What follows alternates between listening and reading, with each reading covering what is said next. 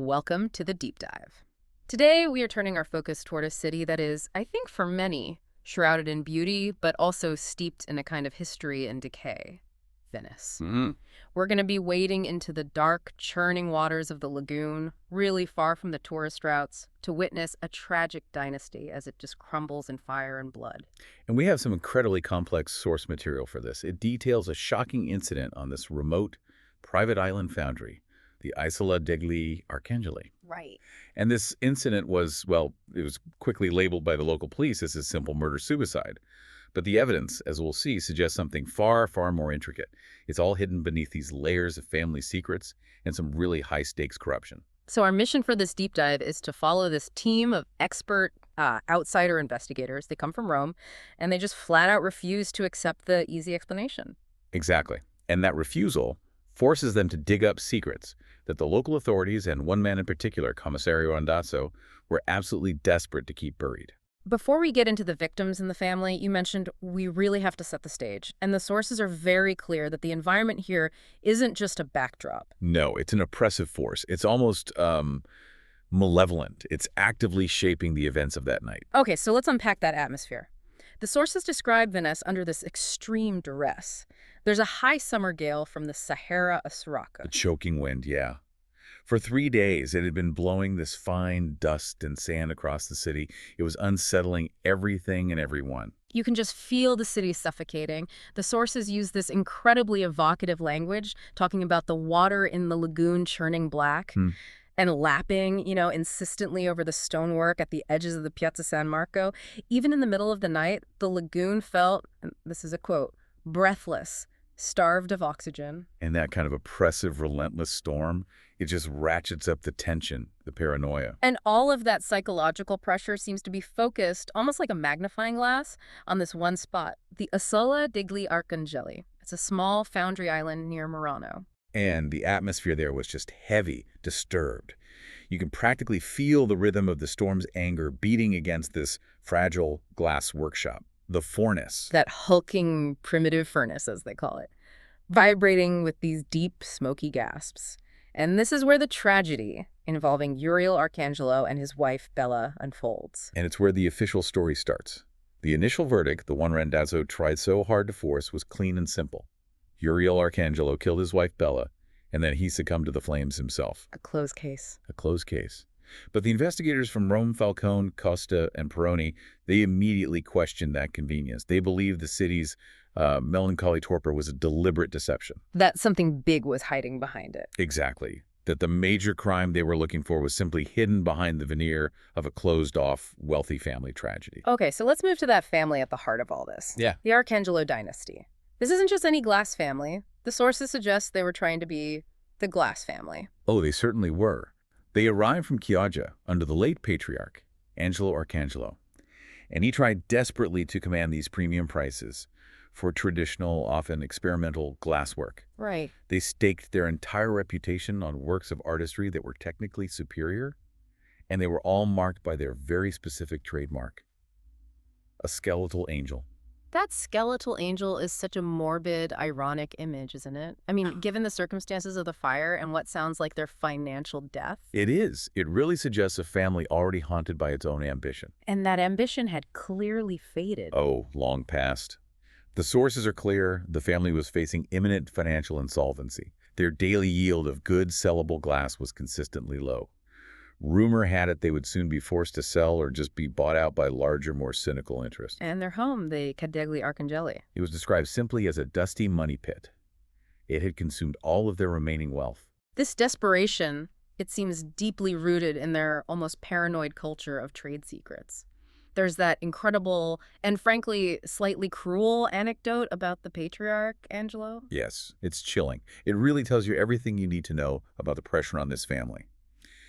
Angelo tested his son Uriel when Uriel was barely out of his teens. How? He forced Uriel to read and memorize every single ancient glass recipe from a family notebook.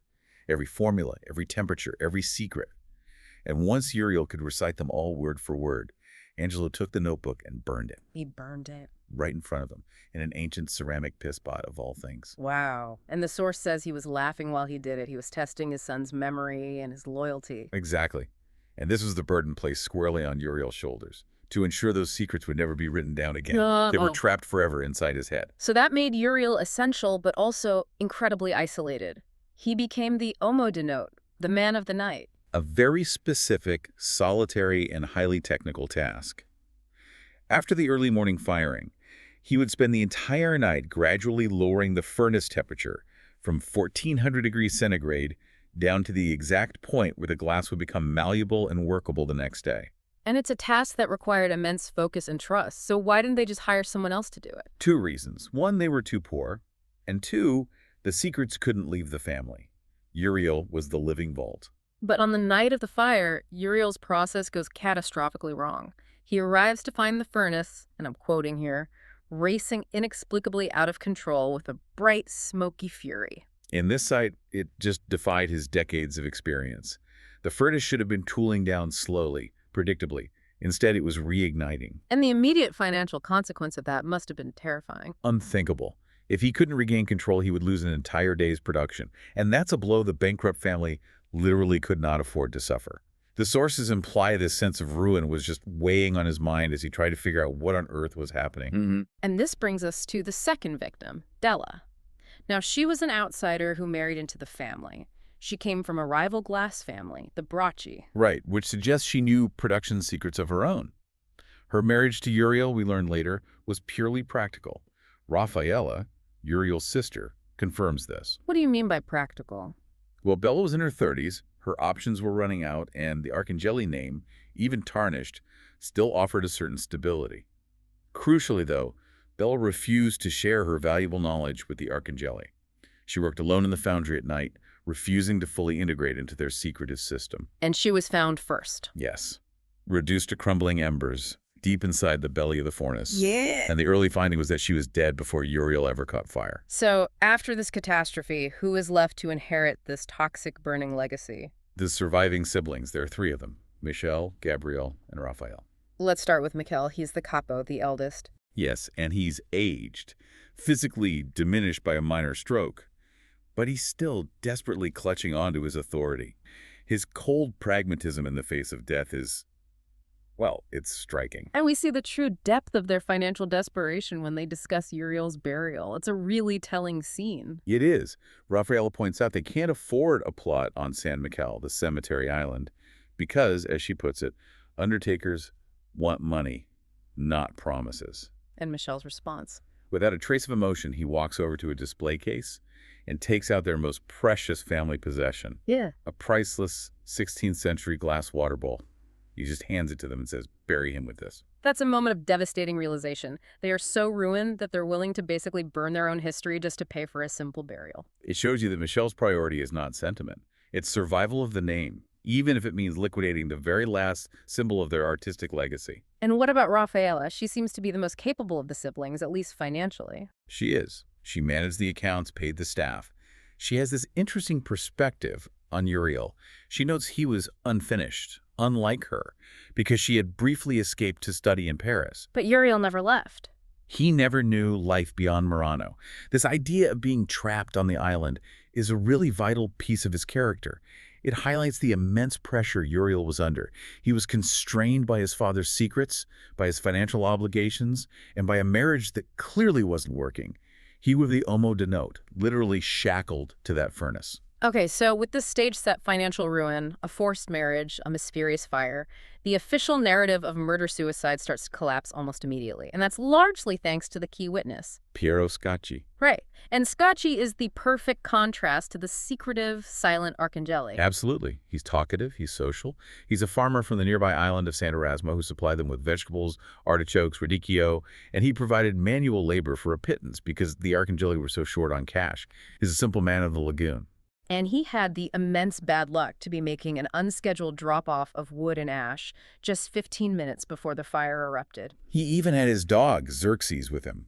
A great detail. The dog was named for a great general, but hated the stink of the foundry and was apparently quivering before it all started. A perfect canine barometer of impending doom. So Scacchi sees the fire, and he's not the type to just stand back. Not at all.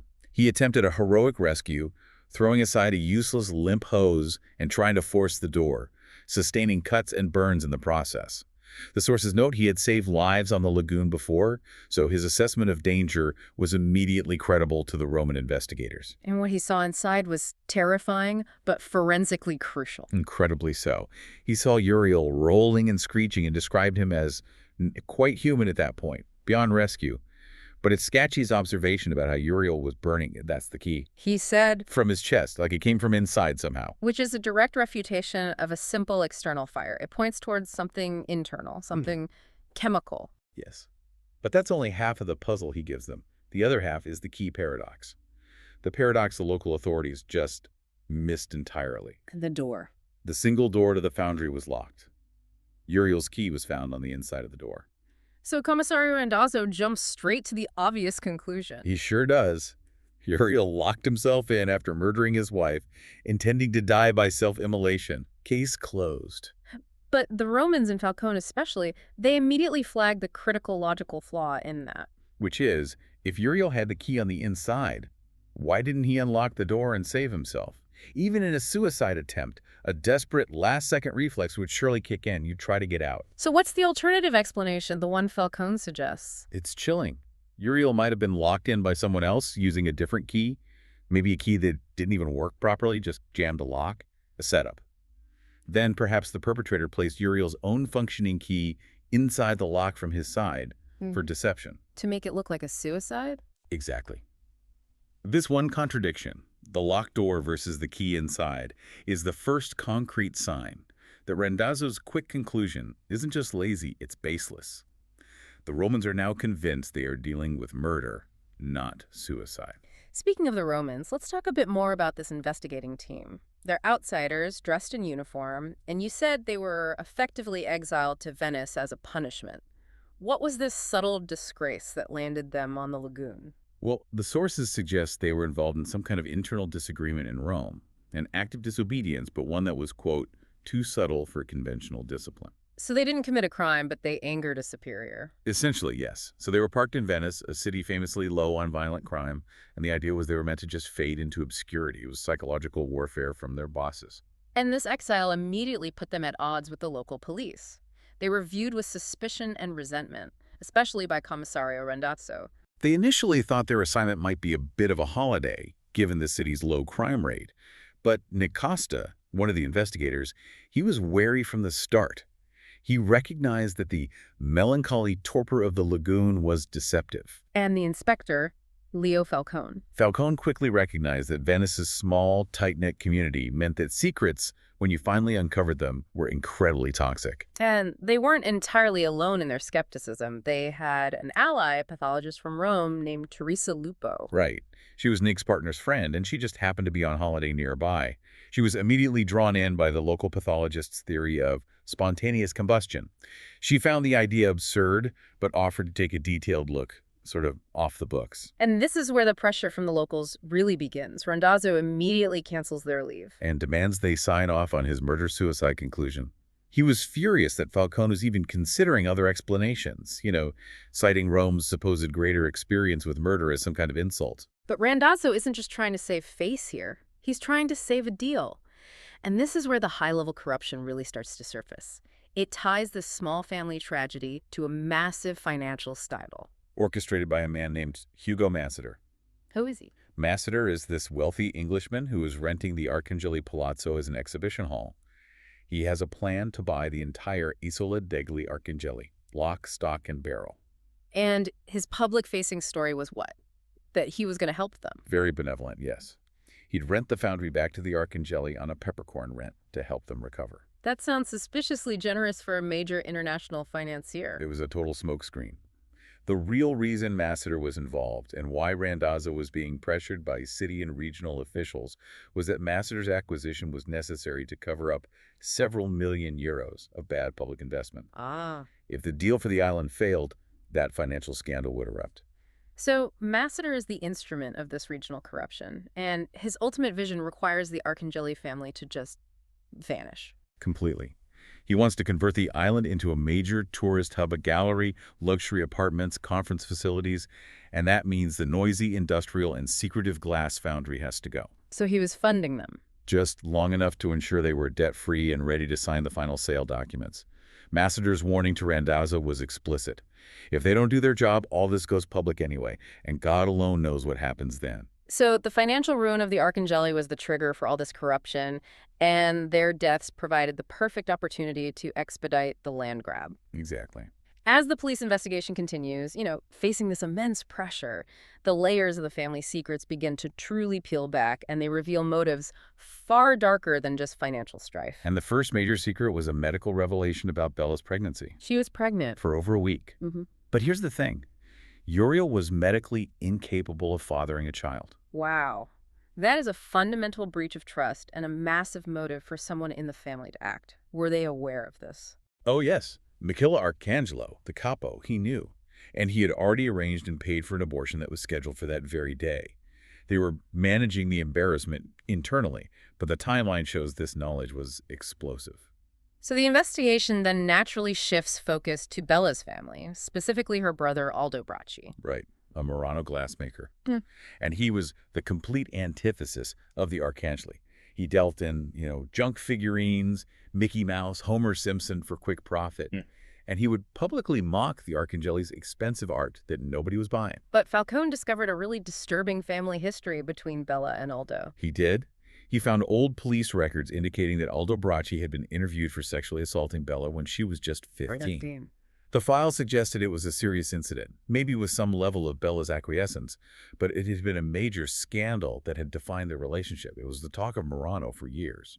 And the suspicion arose that this relationship, or similar illicit relationships, had resumed after Bella's marriage. Yes. Raphael confirmed that Bella was very pretty, very accommodating. She engaged in multiple affairs because Uriel was perceived as inadequate, not up to the task, as Aldo himself apparently suggested. Raphael even heard things. She said she heard sounds sometimes when Aldo visited, though she couldn't confirm anything explicitly. It just adds to this sordid background. And this background makes the physical evidence surrounding that locked door even more potent. The pathologist, Teresa Lupo, her team, examined Bella's keys. And they found the main foundry key had been altered. Someone had, quote, filed off a tooth or something. It was suspicious. It suggested it might have been used to stage the scene somehow. The locked door was definitely a setup. No question. And this is where we get the most chilling admission from the surviving Arcangelo sibling. Raphaela's calculated deception. She confessed to Falcone that she had acquired one of Bella's spare keys. And what did she do with it? She anonymously sent it, along with a note, to Aldo Bracci. Wait, she was actively framing her own brother-in-law for the murder? Yes. She meant for him to either make a fool of himself in public, or, ideally, to take the blame for the deaths. This would ensure the island sale went through without any messy investigations tied to the Arcangeli name. That is just ice cold, a corporate calculation. She saw her sister-in-law and brother as disposable assets threatening the business. Her goal was purely financial preservation, cleansing the family of what she saw as its criminal elements. And as for Uriel, what was his state of mind? The sources confirm he wasn't depressed enough to be suicidal. He was just unhappy and unfinished, constrained by his legacy. Bella had married him for purely practical reasons, but found intimacy elsewhere because he was perceived as inadequate.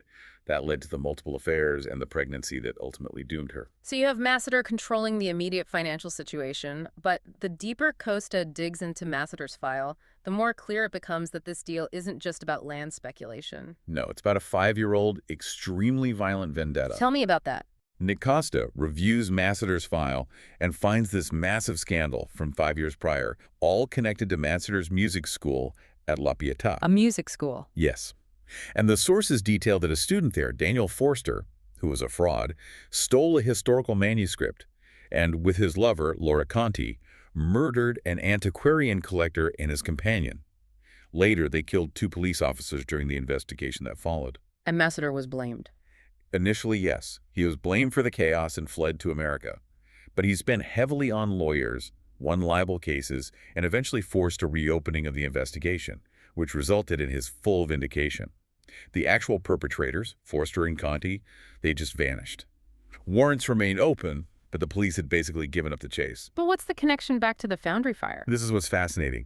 The antiquarian collector who was murdered by Forster, his name was Scacchi, a cousin to Piero Scacchi, the key farmer witness in the fire. No way. Yes. And Costa notes that Venice is an incredibly small, interlocked place.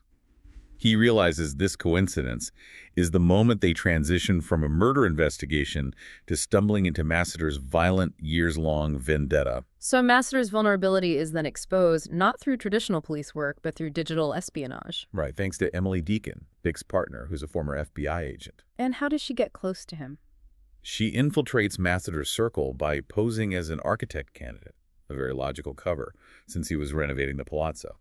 She gets access to his temporary living quarters on his yacht. And there, she observes these deep personal details about his obsession with the fugitive, Laura Conti. So he was still obsessed with her after all these years. Clearly still grieving over her. She finds photos, letters, police filings about the fugitives. It becomes clear he's driven not just by money, but by this powerful, possessive need for closure and revenge against the man who stole his reputation and apparently the woman he loved. And Emily finds something else on the yacht. A note. A chilling detail. A threatening note signed simply D for Daniel Forster, telling Masseter to stay out of our lives. This implies Masseter's pursuit of the fugitives had resumed recently, and maybe he was even drawing them out into the open. And this leads to Emily's crucial act of digital espionage, the perfect hack. Yes, she used a small device to boot Masseter's highly secured laptop, copying everything, all documents, emails, browser cache-in, under 2 minutes. She knew the data would be a gold mine. And she was able to do this because Masseter was, what, arrogant? Fundamentally arrogant. He felt invulnerable, and we know this arrogance was his ultimate downfall. The Carabinieri later cracked the encryption on that data, and they found the password was based on the old phone number at Masseter's previous home in Venice. He had all this security, but used a simple personal password. Let's pivot now to the forensic breakthroughs, the real science that just irrevocably disproved Randazzo's quick conclusion. We have to start with the strange circumstances of Uriel's death. Right, the self-immolation. Uriel's death was the initial confusing factor. The local pathologist proposed spontaneous combustion, which is a very rare and often dismissed theory. But Teresa Lupo, the Roman pathologist, she looked into it. She did. She researched it and found a minimal scientific basis for internal fire under highly specific, inexplicable circumstances. But she was determined to find a rational explanation. And that rational explanation came from her assistant, Silvio Di Capua, back in Rome. It did. They discovered that Uriel's apron was heavily soaked in ketone, a highly flammable industrial solvent. Ketone. So what does that imply? I mean, would that normally be found in a glass foundry? It's an incredibly powerful, fast-acting solvent. You might use it in industrial cleaning or specialized manufacturing, but it would be very rare and unnecessary in a traditional artisanal foundry like the Arcangeli's. This means someone deliberately introduced it to the environment. So this wasn't spontaneous fire, it was chemical combustion. But why was Uriel burning from his chest, as Scacchi described it? Well, the theory is that the apron was soaked, perhaps after Uriel bent over a container of the solvent, or maybe it was spilled on him, either deliberately or accidentally, by the person trying to set a trap. And Falcone analyzed the implication of that. Yes. He concluded that Uriel's death was a high-risk attempt at an accidental death, or maybe a half-hearted murder. What do you mean by high risk or low certainty? The chemical alone, even with the furnace temperature being unnaturally high, only had a slim chance of succeeding. The perpetrator would have had to hope Uriel came close enough to the furnace at the exact right time, with the ketone soaked into the fabric, for the heat to act as a trigger. So it lacked the certainty of, say, a gunshot. Exactly. Uriel was just deeply unlucky that all the conditions aligned for ignition. This suggests the perpetrator might have wanted Uriel gone, but not necessarily in the immediate, guaranteed way they handled Bella. Which brings us to the crucial breakthrough. The one that confirmed Bella's murder was separate and premeditated. This is Teresa's work. She visited the Arcangeli mansion apartment, which was adjacent to the foundry. And what did she find? She found a faint, almost invisible mark, a minimal blood spray on the wall in the apartment.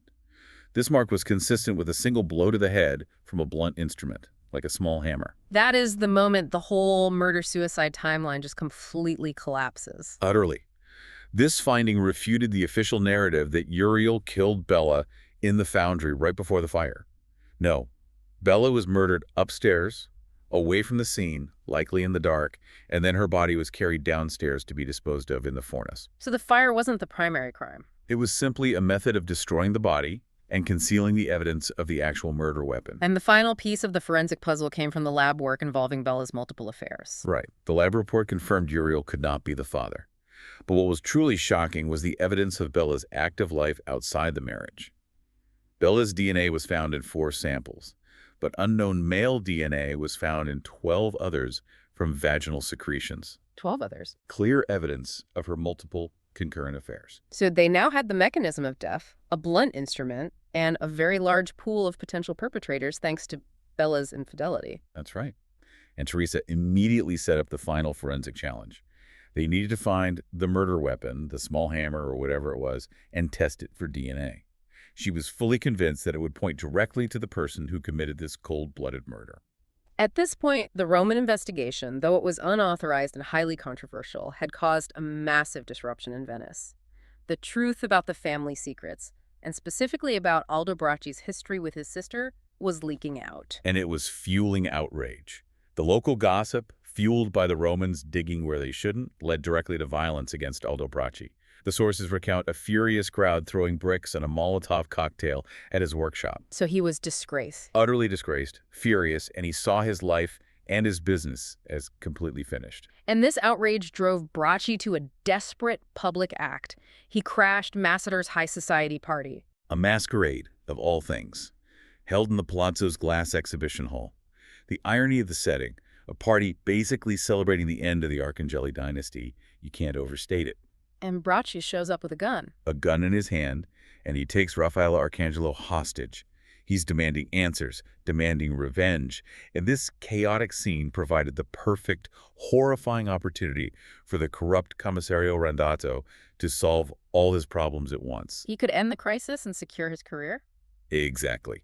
Seeking to close the case definitively for Masseter and for himself, he executed Bracci. He shot Aldo Bracci dead. But he didn't just shoot him. The cover-up was meticulously planned. Meticulously. Randazzo then calmly planted Bella's missing key ring, the key ring that we learned Randazzo already possessed, confirming his involvement in suppressing evidence from the very beginning. He planted it on Bracci's corpse, Framing him completely. definitively framing him as the murderer who killed both his sister and Uriel, allowing Randazzo to file his official closure report. But the violence didn't end there. The consequences for the investigating team were immediate and devastating. Yes. Inspector Leo Falcone was shot in the head during the ensuing chaos. How badly was he hurt? He suffered severe neurological damage, paralysis, blackouts.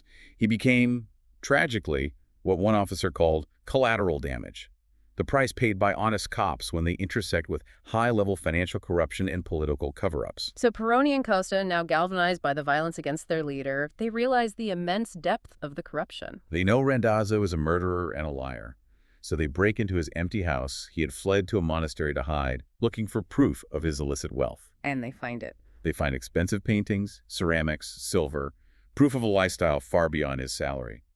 And crucially, they find this small, old, seated figurine. Luca Zucchini of the Carabinieri immediately identifies it as the type of object that passes for hard currency in the drug trade. Confirming his deep ties to Masseter's criminal enterprise. Yes, and despite all the carnage, despite the collapse of the murder-suicide theory, Masseter secured exactly what he wanted. He got the signed contracts for the island and the state millions. He was now seemingly untouchable, victorious, essentially crowned king of the city. And this is the moment where the narrative takes a sharp turn away from a police procedural and toward personal revenge. It shows that justice in Venice, it seems, often has to be delivered outside the formal system. It begins with the appearance of the fugitives from Masseter's past. Right. Nic Costa, following that lead from the sketchy family connection, found Daniel Forster and Laura Conti hiding out on Sant'Erasmo. And they were being protected by whom? By none other than Piero Scacchi, the boatman.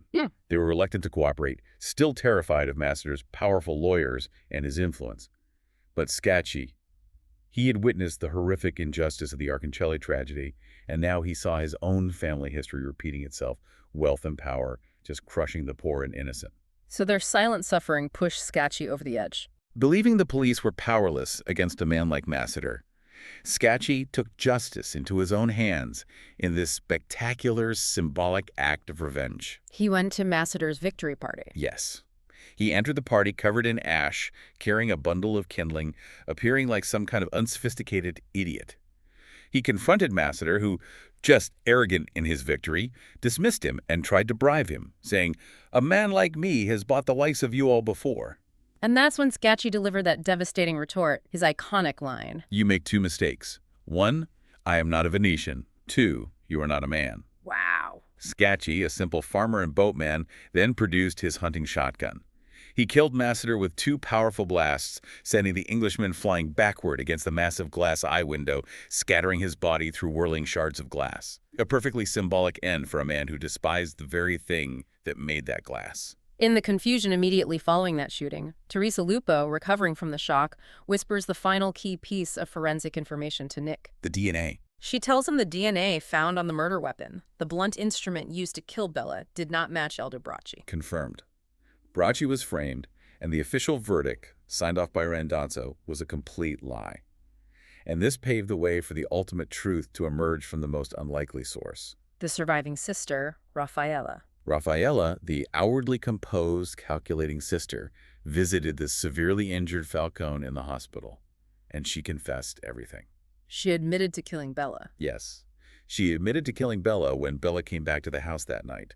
Her motive was pure self-interest and family preservation. She claimed she did it to ensure the sale went through and to preserve the Arcangeli name from the shame of Bella's scandalous behavior and her unplanned pregnancy. She said that if Bella had died as she should have, they would all have been better off financially. So if she killed Bella, what about Uriel's death? She had already confessed to setting up Aldo Bracci. Did she also set the ketone trap for her own brother? She claimed Uriel's death was a tragic accident. She implied she'd set the ketone trap for someone, likely one of Bella's late-night paramours, or maybe Aldo himself. She was hoping to create an accidental death that would be easily dismissed, but she said she couldn't monitor Uriel constantly. And her excuse for his death. It was chillingly dismissive of his life. She said, poor Uriel never could get anything right. He was always walking into the wrong room, picking up the wrong piece of equipment. It's the ultimate picture of cold calculation. She viewed her brother's death, a man she was supposedly trying to protect, as just an unfortunate managerial error. And she only expressed regret for one thing: Falcone's injury. Really? Not for her family. No. Raffaella, the figure who orchestrated murder and benefited from the chaos, found it ironic that she was deeply touched by Falcone's selfless act of trying to stop the shooting, but not by the deaths of her own criminal family members. She saw Uriel's death as a simple operational mistake, but Falcone's injury as undeserved. So despite the staggering human cost, the investigation did yield some positive results. Emily's perfect hack paid off. Immensely. Masseter's digital files were cracked by Zecchini's Carabinieri. That password, based on his old phone number, was the key that unlocked massive breakthroughs in complex art and drug smuggling cases tied to Masseter's international network. And what about the survivors, Nic Costa and Emily? They reconcile. They decide to fly back to Rome, finding closure and home in an old farmhouse on the Appian Way. They plan to learn to make wine together, finally finding some peace away from the chaos of Venice. And Gianni Peroni, the third Roman investigator. He finds a unique kind of closure. After searching the lagoon, Peroni, using his intuition and knowing Scacchi's habits, found Piero Scacchi's loyal dog Xerxes and adopted him. The dog, who had fled the violence on the island, had been hiding nearby. A small, symbolic life saved from the wreckage. Finally, Inspector Falcone began his long, difficult recovery, confined to a wheelchair, facing months of physical therapy and blackouts, relying on his memories of the terrible truth to guide his path forward. So what does this complex deep dive teach us? We achieved a full understanding of the Isola degli Arcangeli tragedy. A supposed murder-suicide was revealed to be a cold-blooded murder, motivated by financial desperation and family preservation, layered over an accidental chemical death, all concealed beneath a heavy veil of corruption involving officials, organized crime, and a powerful international art smuggler. And the sources really highlight that justice in this environment is rarely simple or contained. Masseter is gone thanks to vigilante justice, Scacchi is arrested, Raffaella has confessed, and yet Falcone is permanently injured, and the underlying rot of Venetian politics remains. The knowledge came at an incredibly high price. But the ultimate insight, I think, lies in Raffaella's final words. She views Uriel, her own brother, as disposable, describing his death as a simple mistake caused by his incompetence. Yet she views Falcone's injury, a man who's trying to serve an outside justice, as her only true, bitter regret. So it raises a profound question for you, the listener. What does it say about human nature when personal empathy for a stranger's suffering can utterly outweigh the morality of catastrophic, cold-blooded violence against one's own family? The Arcangeli dynasty ended not in fire, but in a choice, preserving the name at any cost, tempered only by a flicker of conscience for an outsider who accidentally got in the way. That chilling calculation is the true secret of the Glass dynasty.